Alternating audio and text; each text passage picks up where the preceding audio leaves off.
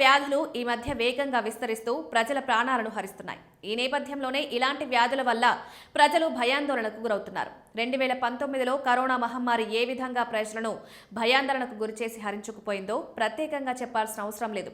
లక్షల్లో ప్రజలు పిట్టల్లా రాలిపోయారు. ఇక ఆ భయం నుంచి ఇంకా బయటపడలేదనే చెప్పాలి.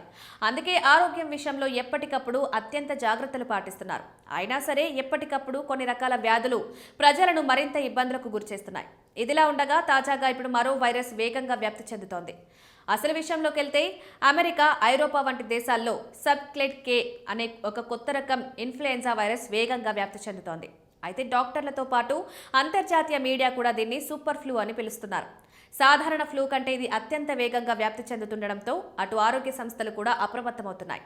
ఇకపోతే ఈ సూపర్ ఫ్లూ వ్యాధి సాధారణ లక్షణాలేంటి, దీని చికిత్స ఏంటి, ఎటువంటి టీకా ఉపయోగించాలి అనే విషయాలు ఇప్పుడు చూద్దాం. సూపర్ ఫ్లూ అంటే ఇదొక ఇన్ఫ్లుయెన్జా ఏ రకానికి చెందిన H3N2 వైరస్. సాధారణంగా వైరస్లలో సహజంగా జరిగే యాంటీజెనిక్ డ్రిఫ్ట్ ప్రక్రియ వల్ల ఈ కొత్త వేరియంట్ పుట్టుకొచ్చింది. దీని ఉపరితలంపై ఉండే హెమగ్లూటినిన్ అనే ప్రోటీన్లో కీలకమైన మార్పులు జరగడం వల్ల శరీరంలో ఉన్న రోగనిరోధక శక్తి దీన్ని గుర్తించడంలో ఇబ్బంది పడుతుంది. తద్వారా ఆ వ్యాధి బయటపడుతుంది. అయితే ఈ ఏడాది ఆస్ట్రేలియాలో మొదటిసారి ఈ వైరస్ను గుర్తించగా ఇప్పుడు అమెరికాలో దాదాపు 30 పైగా రాష్ట్రాల్లో ఈ వైరస్ విజృంభించింది.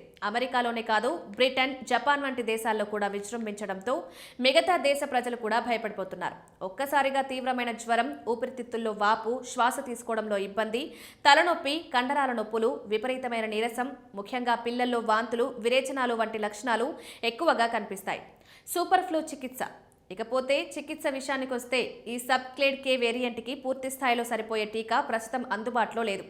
అయినప్పటికీ టీకా వేయించుకుంటే వ్యాధి తీవ్రత తగ్గుతుందని, ప్రాణాపాయం నుండి బయటపడొచ్చని వైద్యులు స్పష్టం చేశారు.